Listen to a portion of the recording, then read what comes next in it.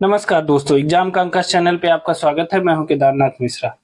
दोस्तों, जैसा कि आप जानते हैं कि एग्जाम कांकस चैनल पर आगामी बिहार पीसीएस की परीक्षा को देखते हुए एक क्विक रिवीजन सीरीज चलाई जा रही है। उस श्रृंखला को आगे बढ़ाते हुए आज मैं इतिहास विषय का क्विक रिवीजन सीरीज के प्रश्नों को लेकर उपस्थित हूं। तो चलिए प्रश्नों की श्रृंखला को शुरू करते हैं। लेकिन उसके पहले दोस्तों, अगर आप इस चैनल पे नए हैं तो इस चैनल को सब्सक्राइब कर लीजिए, साथ ही बेल आइकन भी दबा लीजिए ताकि कोई भी नई अपडेट हो वो सबसे पहले आपको मिले। और हाँ, परीक्षा संबंधी महत्वपूर्ण खबरों की जानकारी के लिए तथा इन तथ्यों की पीडीएफ लेने के लिए आप हमारा टेलीग्राम चैनल और व्हाट्सएप चैनल भी ज्वाइन कर लीजिए। वहां से आप महत्वपूर्ण खबरें और इन तथ्यों की पीडीएफ डाउनलोड कर सकते हैं। तो चलिए ज्यादा समय व्यर्थ न करते हुए सीधे प्रश्नों पे आते हैं। आज का हमारा पहला प्रश्न है, अभिलेख जिससे यह प्रमाणित होता है कि चंद्रगुप्त का प्रभाव पश्चिम भारत पर था, वह कौन सा है। देखिए प्रश्न है, वह अभिलेख जिससे यह प्रमाणित होता है कि चंद्रगुप्त का प्रभाव पश्चिम भारत पर था, वह कौन सा है। तो वह है रुद्रदामन का जूनागढ़ अभिलेख। ठीक है ना। रुद्रदामन के जूनागढ़ अभिलेख में कौन सी ऐसी खास बात है कि जिससे यह पता चलता है कि पश्चिम भारत पर चंद्रगुप्त मौर्य का प्रभाव था। तो देखिए रुद्रदामन के जूनागढ़ अभिलेख में यह लिखा गया है कि चंद्रगुप्त मौर्य के प्रांतीय शासक, उस समय सौराष्ट्र कहा जाता था गुजरात को, तो यह लिखा गया है कि सौराष्ट्र के जो प्रांतीय शासक थे चंद्रगुप्त मौर्य के, उनका नाम था पुष्यगुप्त। क्या नाम था उनका? नाम था पुष्यगुप्त। पुष्यगुप्त ने वहां पे एक सुदर्शन झील बनवाई थी। ठीक है ना। यह जो है रुद्रदामन के जूनागढ़ अभिलेख में अभिलिखित है। ठीक है। तो सौराष्ट्र के चंद्रगुप्त मौर्य के सौराष्ट्र के राज्यपाल थे पुष्यगुप्त। उन्होंने जो है सुदर्शन झील का निर्माण किया था वहां। और उसी अभिलेख में यह लिखा है कि अशोक के यूनानी गवर्नर तुसास्प, क्या नाम था? तुसास्प, याद रखिएगा। अशोक के यूनानी गवर्नर तुसास्प ने उस झील को जो है पुनरुद्धार कराया और फिर से वहां से नहरें निकाली। ठीक है। इस प्रकार जो है इसी रुद्रदामन के जूनागढ़ अभिलेख में चंद्रगुप्त मौर्य और अशोक दोनों का वर्णन मिलता है। साथ ही दोनों के काल में सौराष्ट्र का गवर्नर कौन था, इसका भी वर्णन मिलता है। अब देखिए ये प्रश्न कई तरीके से पूछा जाता है। कभी कभी ऐसा आ जाता है कि किसने सुदर्शन झील का निर्माण कराया, तो उसमें चंद्रगुप्त मौर्य नहीं दिया रहता, सिर्फ उसके राज्यपाल का नाम दिया रहता है पुष्यगुप्त। और कभी कभी पूछा जाता है कि अशोक के समय में वहां का राज्यपाल कौन था, तो तुसास्प था। ठीक है। अशोक के समय में सौराष्ट्र का गवर्नर कौन था, तो वह तुसास्प था। तुसास्प ने जो है सुदर्शन झील का पुनरुद्धार कराया था और उसमें से कई नहरें निकाली थी। ठीक है। उसके बाद आ जाता है रुद्रदामन का काल, और रुद्रदामन ने भी सुदर्शन झील का पुनरुद्धार कराया। खास बात यह है कि रुद्रदामन ने राज्य के खर्चे से कराया। ठीक है। इसने कोई एक्स्ट्रा टैक्स नहीं लिया और इसने राज्य के खर्चे से सुदर्शन झील का पुनरुद्धार कराया था। ठीक है ना। तो यह क्लियर हो गया। वह अभिलेख जिससे प्रमाणित होता है कि चंद्रगुप्त का प्रभाव पश्चिम भारत पर था, तो रुद्रदामन का जूनागढ़ अभिलेख है।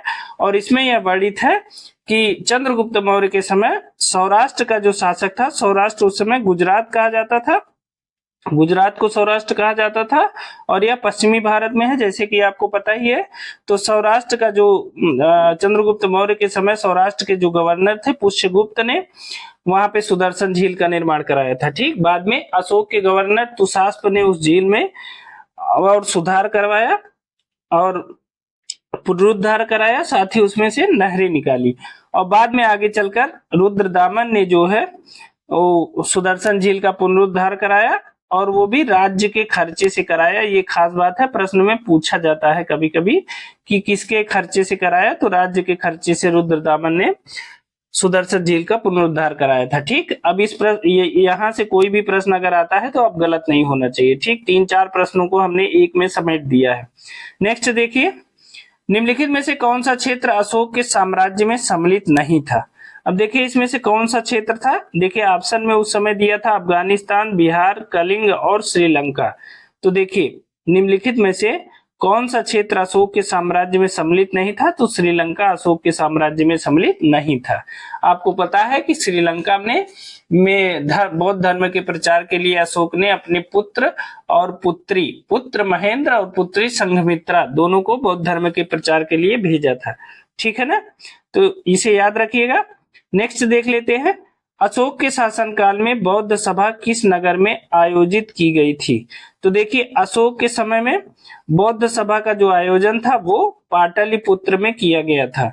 ठीक है, ये याद रखिएगा, कई बार यह प्रश्न पूछा जाता है कि अशोक के समय में पाटलिपुत्र में जब बौद्ध सभा का आयोजन हुआ तो उस समय वहां का शासक कौन था? तो उस समय शासक था अशोक।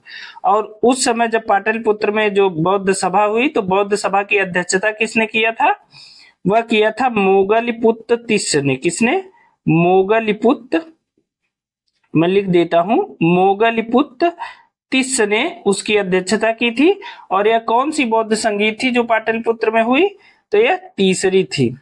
तीसरी बौद्ध संगीत का आयोजन अशोक के काल में पाटलिपुत्र में हुआ था और उसकी अध्यक्षता किया था मोगलिपुत्र तिस्स ने। नेक्स्ट देख लेते हैं, अशोक के शिलालेखों में जो प्रयुक्त भाषा है वो कौन सी है? अशोक के शिलालेखों यानी इंस्क्रिप्शन में जो प्रयुक्त भाषा है वो है प्राकृत। अशोक के शिलालेखों में किस भाषा का प्रयोग हुआ है? प्राकृत भाषा का प्रयोग हुआ। देखिए, इस बारे में थोड़ा सा विस्तार से बता देते हैं क्योंकि बिहार पीसीएस के लिए देखिए बौद्ध धर्म, जैन धर्म, साथ ही मौर्य काल, ये बहुत इंपॉर्टेंट है बिहार पीसीएस के लिए। तो अशोक से संबंधित जो शिलालेखों से संबंधित तथ्य हैं उसको बता देते हैं।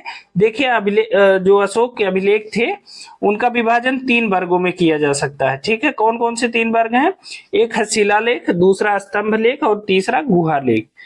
ठीक है ना, तो जो शिलालेख है वो 14 लेखों का एक समूह है जिन्हें 8 स्थानों से प्राप्त किया गया है। अब कौन कौन से 8 स्थान है?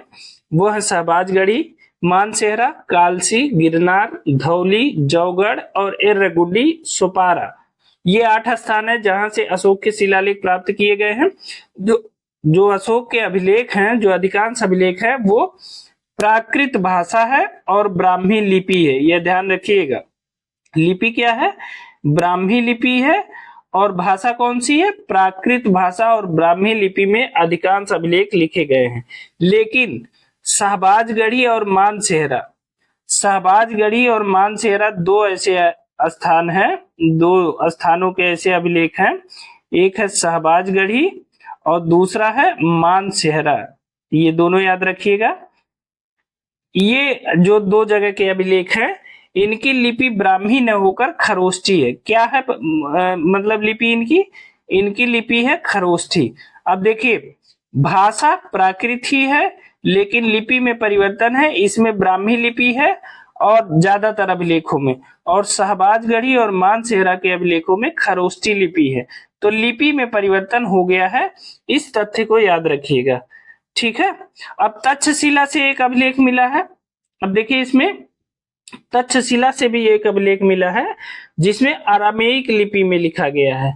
ठीक है, तक्षशिला से जो अभिलेख मिला है उसमें अरामेइक लिपि से लिखा गया है। और सरेकुना नामक स्थान से एक अभिलेख मिला है जिसमें यूनानी और अरामेइक दोनों लिपियों का प्रयोग किया गया है, यानी द्विभाषी अभिलेख है। ठीक है ना, तो इस प्रकार जो अभिलेख है अशोक के वो एक ही प्रश्न में हमने सारे जो मोटे मोटे थे, मोटी मोटी जो बातें थी वो हमने बता दिया और एक ही प्रश्न में ही सभी अशोक के अभिलेखों का वर्णन हमने कर दिया है। आप इसे आराम से सुनिएगा और चाहिएगा तो इसे नोट भी कर लीजिएगा। नेक्स्ट देखते हैं, यूरोपीय चित्रकारी का प्रवेश किसके दरबार में हुआ? आपको बताना है कि यूरोपीय चित्रकारी का प्रयोग किसके दरबार में हुआ प्रवेश? तो यह हुआ अकबर के काल में।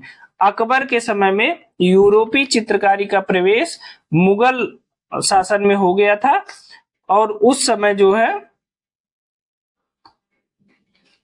को यह श्रेय दिया जाता है कि उन्हीं के साथ जो है अकबर के शासन काल में या अकबर के दरबार में यूरोपीय चित्रकारी का प्रवेश हुआ। अब इसमें 2 चीजें बहुत महत्वपूर्ण थी। एक थी किसी व्यक्ति विशेष का चित्रण। क्या था? एक थी व्यक्ति विशेष का चित्रण और दूसरा जो इम्पोर्टेंट था वह भाग था कि दृश्य के में आगे दिखने वाली वस्तुओं को छोटे आकार में बनाना। ठीक है, तो एक तो व्यक्ति विशेष का चित्रण था और दूसरा था कि जो आगे वस्तु दिखे उसे छोटे आकार में बनाना और जो उसके पीछे दिखे उसको बड़े आकार में बनाना। इस प्रकार पुर्तगालियों द्वारा अकबर के दरबार में यूरोपीय चित्रकारी का प्रवेश कराया गया। ठीक है, आपको पता होगा कि मुगल काल में जो है चित्रकला का जो सबसे पहले विकास होता है वो हुमायूं के शासनकाल में प्रारंभ होता है और अकबर के शासनकाल में यूरोपीय चित्रकला का प्रभाव मुगल चित्रकला शैली पर पड़ता है। ठीक है, अकबर के समय दसवंत अग्रणी चित्रकार था। कौन था? दसवंत का नाम सुना होगा, दसवंत और बसावन का। तो दसवंत सबसे अग्रणी चित्रकार था और जहांगीर के शासनकाल को मुगल चित्रकला का स्वर्ण युग माना जाता है, स्वर्ण काल माना जाता है। किसके शासनकाल को? जहांगीर के शासनकाल को मुगल चित्रकला का स्वर्ण काल माना जाता है। तो ये सारे तथ्य चित्रकला से संबंधित थे। नेक्स्ट देख लेते हैं, भारत में किसके शासनकाल में इंग्लिश ईस्ट इंडिया कंपनी का गठन हुआ? तो भारत में किसके शासनकाल में इंग्लिश ईस्ट इंडिया कंपनी का गठन हुआ? यह प्रश्न कई बार पूछा गया है। तो देखिए, अकबर के शासनकाल में। अब अकबर का शासनकाल क्या था? अकबर का काल था 1556 से 1605 ईस्वी तक। ठीक है, तो ये अकबर का काल था। तो 1556 से 1605 के बीच में ही ईस्ट इंडिया कंपनी का गठन हुआ और ईस्ट इंडिया कंपनी का गठन कब हुआ? 1599 ईस्वी में। ठीक है, 1599 ईस्वी में ईस्ट इंडिया कंपनी का गठन हुआ। तो यह देखिए, अकबर के काल 1556 से 1605 के बीच में ही आता है। तो इस प्रकार भारत में किसके शासनकाल में इंग्लिश ईस्ट इंडिया कंपनी का गठन हुआ? तो अकबर के काल में। नेक्स्ट देखते हैं, हुमायूं नामा की रचना किसने की थी? आपको बताना है कि हुमायूं नामा की रचना किसने की थी? तो यह गुलबदन बेगम ने किया था। यह प्रश्न कई बार पूछा गया है कि हुमायूं नामा की रचना किसने की थी? तो हुमायूं नामा की रचना की थी गुलबदन बेगम ने। और हुमायूं नामा किस भाषा में है? यह फारसी भाषा में है। और देखिए,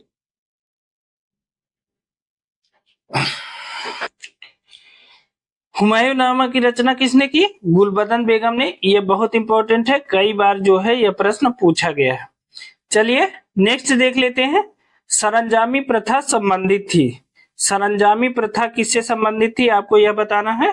तो सरंजामी जो प्रथा थी यह मराठा भूराजस्व प्रथा से संबंधित थी।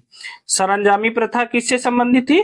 सरंजामी प्रथा मराठा भूराजस्व से संबंधित थी। इसमें मराठा जागीरदारों को सरंजामी भूमि उनके निर्वहन के लिए प्रदान की जाती थी। किसको? जो मराठा जागीरदार थे उनको सरंजामी भूमि दी जाती थी, जिससे हुई आय से उनका निर्वहन होता था। नेक्स्ट देख रहे हैं, मयूर सिंहासन पर बैठने वाला अंतिम मुगल सम्राट कौन था? आपको बताना है कि मयूर सिंहासन पर बैठने वाला अंतिम मुगल सम्राट कौन था? तो वह था मोहम्मद शाह रंगीला।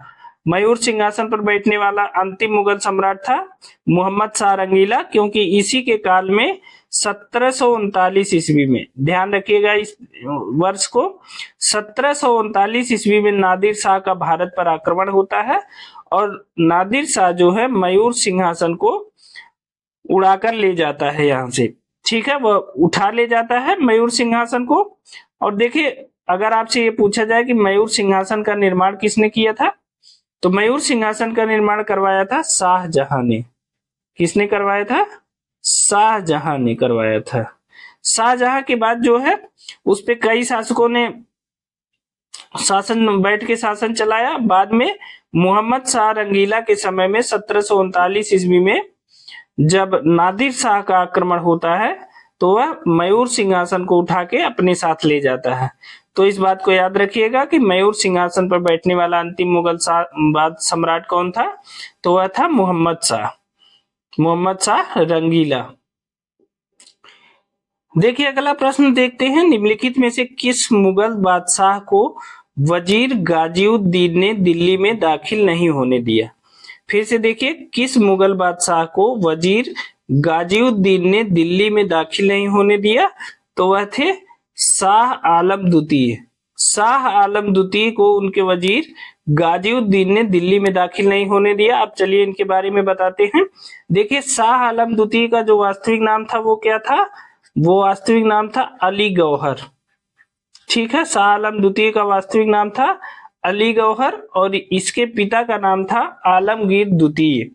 तो जब आलमगीर द्वितीय की मृत्यु हो गई उस समय अली गौहर बिहार में था, तो वहीं से उसे हालांकि मुगल बादशाह घोषित कर दिया गया था, लेकिन मुगल दरबार में उस समय इतनी गुटबाजी थी जिसके चलते वह दिल्ली के सिंहासन तक नहीं पहुंच पाया। और दिल्ली का जो सिंहासन था वो 1760 से, कब से, ये सन भी याद रखिएगा, 1760 से लेके 1771 ईस्वी तक खाली पड़ा रहा। तो जब यह सिंहासन खाली पड़ा रहा और शाह आलम द्वितीय जो था यह बिहार में ही पड़ा रहा, तो गाजिउद्दीन चूंकि इसे दिल्ली आने नहीं देता था। बाद में क्या हुआ, 1772 ईस्वी में इसने मराठों की सहायता से, कब, 1772 ईस्वी में इसने मराठों की सहायता से दिल्ली कूच किया और दिल्ली पे जो है अपना कब्जा जमाया। 1772 में ही जो है यह पहली बार दिल्ली पहुंचा और उसके समय में ही, यानी इसी के काल में, शाह आलम द्वितीय के काल में ही 1803 ईस्वी में दिल्ली पर अंग्रेजों का अधिकार हो गया था। तो इन दोनों तथ्यों को याद रखिएगा। पहला तो इसका जो काल था वो 1759 से 1806 माना जाता है। किसका? शाह आलम द्वितीय का जो कार्यकाल था वो 1759 से लेकर के और 1806 तक माना जाता है। ठीक है ना, 1806 तक माना जाता है। अब इसके समय में इसके वजीर गाजिउद्दीन ने इसे दिल्ली में दाखिल नहीं होने दिया, लेकिन 1772 में ये मराठों की सहायता से दिल्ली पहुंचा और शासन किया। इसी के समय में अंग्रेजों ने दिल्ली पर अधिकार कर लिया। तो कभी कभी ऐसा प्रश्न पूछा जाता है कि जब अंग्रेजों ने दिल्ली पर अधिकार किया उस समय दिल्ली का शासक कौन था? तो उस समय दिल्ली का शासक था शाह आलम द्वितीय। इस फैक्ट को याद रखिएगा। नेक्स्ट देखते हैं। देखिए, औरंगजेब द्वारा चलाए गए जिहाद का अर्थ है, आपको बताना है कि औरंगजेब जिस प्रकार के जिहाद की चर्चा करता था उसका क्या अर्थ है? तो वह दारुल इस्लामी, मतलब इस्लाम का राज्य बनाना चाहता था। ऐसे जिहाद का वो प्रचार करता था। चूंकि वह एक कट्टर सुन्नी मुसलमान था, 5 वक्त की नमाज पढ़ता था और नशे से बहुत दूर रहता था, तो वह जो है जिहाद चलाया और अपने जिहाद में उसने जो है भारत को दारुल इस्लामी या इस्लाम का राज्य बनाने का प्रयास करता था। ठीक, नेक्स्ट देख लेते हैं। मुगल प्रशासन में मुहत्सिब था। तो मुगल प्रशासन में मुहत्सिब कौन था आपको बताना है। तो देखिए, लोक आचरण अधिकारी।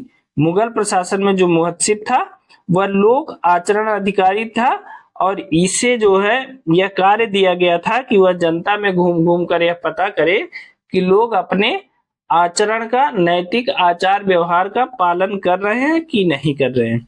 तो मुगल प्रशासन में जो मुहत्सिब था वह लोक आचरण का अधिकारी था, लोगों की नैतिकता का निरीक्षण करता था कि सही आचरण का सब पालन कर रहे हैं कि नहीं कर रहे हैं। नेक्स्ट देख लेते हैं। मुगल प्रशासन में मदद ए मास इंगित करता है। तो मुगल प्रशासन में मदद ए मास क्या होता था? तो यह एक प्रकार की भूमि होती थी, मदद ए मास, और जो विद्वानों को दी जाती थी। ठीक है, सबसे खास बात यह है कि इस भूमि से राजस्व नहीं वसूला जाता था। तो मदद ए मास ऐसी भूमि थी जो विद्वानों को दी जाती थी और जो राजस्व मुक्त अनुदान वाली भूमि होती थी। ठीक है, मदद ए मास विद्वानों को दी जाने वाली भूमि को कहते थे और राजस्व मुक्त अनुदत्त भूमि होती थी। नेक्स्ट देख लेते हैं। विजयनगर साम्राज्य का अवशेष कहाँ मिलता है? आपको बताना है विजयनगर साम्राज्य का अवशेष कहाँ मिलता है। तो यह हम्पी में मिलता है। विजयनगर साम्राज्य का जो अवशेष है वह हम्पी में मिलता है। अब हम्पी कहाँ है वर्तमान में? वर्तमान में हम्पी कर्नाटक में स्थित है और वहीं से यह चूंकि विजयनगर की सबसे प्राचीन राजधानी थी हम्पी। हम्पी वर्तमान में कहाँ है? कर्नाटक राज्य में स्थित है। तो यहीं से विजयनगर साम्राज्य के अवशेष प्राप्त होते हैं। नेक्स्ट देखते हैं। अब एक और खास बात बता दें कि हम्पी यूनेस्को के विश्व विरासत स्थलों की सूची में शामिल है। कहाँ शामिल है? हम्पी को यूनेस्को की विश्व विरासत सूची में शामिल कर लिया गया है। यह भी इंपॉर्टेंट है। नेक्स्ट देख लेते हैं, भारत में कागज का प्रयोग कब प्रारंभ हुआ। आपको बताना है कि भारत में कागज का प्रयोग कब से प्रारंभ हुआ। तो यह हुआ 12वीं शताब्दी से। भारत में जो कागज का प्रयोग का सबसे प्राचीन वो मिलता है वो 12वीं शताब्दी में मिलता है। आप जानते हैं कि विश्व में सर्वप्रथम कागज का जो आविष्कार हुआ था वो कहाँ हुआ था। कागज का जो आविष्कार हुआ वो चीन में हुआ था। भारत में कागज का प्रयोग 12वीं शताब्दी में हुआ। कश्मीर के सुल्तान जैनुल आबिदीन द्वारा, जिनका 1417 से 1467 के बीच कार्यकाल था, उसमें कश्मीर में प्रथम कागज उत्पादक मिल की स्थापना की गई। किसके द्वारा की गई? जैनुल आबिदीन के द्वारा। जो कश्मीर का शासक था, इसे कश्मीर का अकबर भी कहते हैं। जैनुल आबिदीन, इसने कश्मीर में गो हत्या भी बंद कर दी थी। इसे कश्मीर का अकबर कहते थे। और इसने जो है सबसे पहले, इसका कार्यकाल है 1417 से लेके 1467, और इसके बीच में इसने जो है सबसे पहले कागज मिल की स्थापना कश्मीर में करी थी। और आधुनिक तकनीक पर आधारित प्रथम कागज मिल की स्थापना कब हुई? यह 1812 में हुई। कहाँ हुई? श्रीरामपुर, कलकत्ता में। आधुनिक जो तकनीक है उस पर आधारित प्रथम कागज मिल की स्थापना 1812 में हुई, श्रीरामपुर, कलकत्ता में। लेकिन उसके पहले मध्यकाल में ही जैनुल आबिदीन ने कश्मीर में कागज मिल की स्थापना की थी। जबकि कागज का आविष्कार किसने किया है? चीन ने किया है। तो भारत में कागज का प्रयोग कब शुरू हुआ? 12वीं शताब्दी में। चलिए नेक्स्ट देखते हैं। देखिए हमारा अगला क्वेश्चन है, हुमायूं द्वारा लड़े गए 4 प्रमुख युद्धों का तिथि अनुसार सही क्रम अंकित करें। युद्ध स्थलों के नाम नीचे अंकित हैं। तो देखिए दिया है, देवरा, इसे देवराई भी कहते हैं, चौसा है, कन्नौज है और सरहिंद है। तो देखिए हुमायूं ने जो 4 युद्ध लड़े उसका क्रम देख लेते हैं। देखिए देवराई का युद्ध उसने लड़ा था कब? 1531 ईस्वी में। कब लड़ा था? 1531 ईस्वी में लड़ा था। और यह अफगानों के विरुद्ध लड़ा गया युद्ध था, ठीक है ना। फिर उसके बाद चौसा का युद्ध लड़ा 1539 ईस्वी में। कब लड़ा? 1539 ईस्वी में चौसा का युद्ध लड़ा गया, और इसमें शेरशाह के विरुद्ध युद्ध हुआ। फिर उसके बाद कन्नौज या बिलग्राम का युद्ध जो लड़ा गया वो लड़ा हुमायूं ने 1540 ईस्वी में, ठीक है। और उसके बाद 1555 ईस्वी में सरहिंद का युद्ध हुमायूं ने लड़ा था। तो यह क्रम है, 1531 में देवराई का युद्ध, 1539 में चौसा का युद्ध, कन्नौज या बिलग्राम का युद्ध 1540 में, और सरहिंद का युद्ध हुमायूं ने 1555 ईस्वी में लड़ा था, ठीक है ना। अब देखिए कन्नौज के युद्ध में ही, कन्नौज या बिलग्राम के युद्ध में शेरशाह ने उसे पूरी तरह से परास्त कर दिया था, और उसके बाद उसे भारत छोड़कर भागना पड़ा, ठीक है। चलिए नेक्स्ट देखते हैं, निम्नलिखित में से किस सुल्तान ने पहले हजरत ए आला की उपाधि अपनाई और बाद में सुल्तान की अपनाई। तो देखिए इसमें बताना आपको किसने हजरत ए आला की उपाधि धारण की थी। ये प्रश्न ऐसे भी पूछा जाता है कि किस शासक ने हजरत ए आला की उपाधि धारण की थी। तो देखिए हजरत ए आला की जो उपाधि थी वह जो है शेर शाह सूरी ने धारण की थी। किसने धारण की थी? शेर शाह सूरी ने धारण की थी। शेर शाह सूरी का जो पहले नाम था वो था शेर खां। क्या नाम था? शेर खां नाम था उसका, क्योंकि उसने एक शेर को मार दिया था इसलिए उसका नाम शेर खां पड़ गया था। और उसके बाद उसने जब बंगाल के शासक नुसरत शाह को 1529 ईस्वी में, बंगाल के शासक नुसरत शाह को जब उसने हराया तो उसने हजरत ए आला की उपाधि धारण की, ठीक है ना।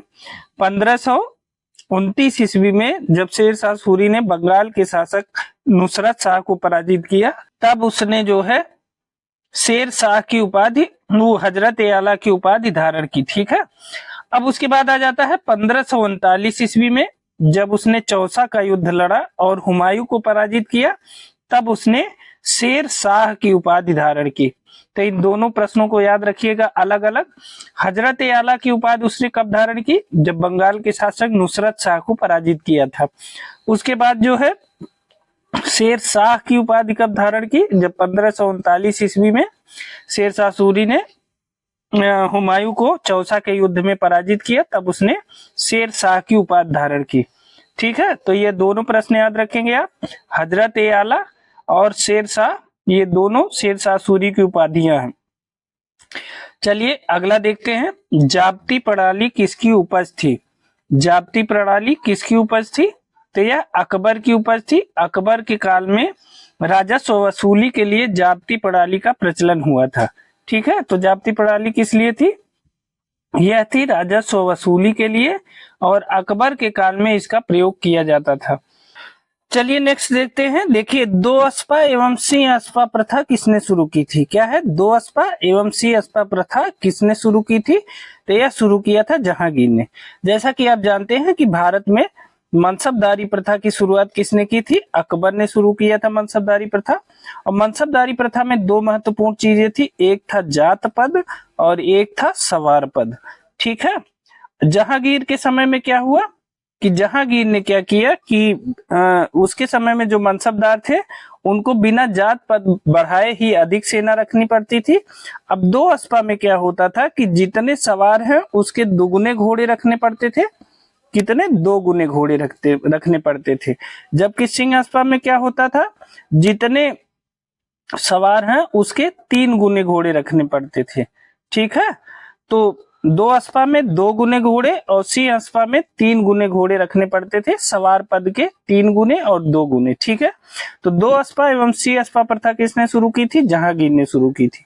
नेक्स्ट देखते हैं, ईरान के शाह और मुगलों के बीच झगड़े की जो मूल जड़ थी वो क्या थी?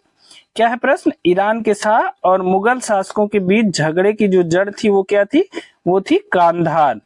कांधार को पाने के लिए जो है मुगल शासक और ईरान के शाह दोनों के लिए एक प्रतिष्ठा का विषय बन गया था। इसलिए दोनों अक्सर जो है आपस में युद्धरत रहा करते थे। तो ईरान के शाह और मुगल शासकों के बीच जो झगड़े की मूल जड़ थी वह थी कांधार का क्षेत्र। ठीक है, तो दोनों लोग कांधार को पाना चाह रहे थे। तो दोस्तों ये थे हमारी आज की वीडियो। यह वीडियो आपको कैसी लगी हमें कमेंट करके जरूर बताइएगा। और हाँ, अगर आपको इन तथ्यों की पीडीएफ चाहिए तो आप हमारा टेलीग्राम चैनल और व्हाट्सएप चैनल ज्वाइन कर लीजिए, वहां से आप इन तथ्यों की पीडीएफ डाउनलोड कर सकते हैं। दोस्तों अगर आप इस चैनल पे नए हैं तो इस चैनल को सब्सक्राइब कर लीजिए, साथ ही बेल आइकन भी दबा लीजिए ताकि कोई भी नई अपडेट वो सबसे पहले आपको मिले। तो आज के लिए इतना ही, मिलते हैं अगली वीडियो में कुछ नए तथ्यों के साथ। तब तक स्वस्थ रहिए, मस्त रहिए और घर परिवार के संग दिवाली मनाइए। आज के लिए इतना ही, बहुत बहुत धन्यवाद।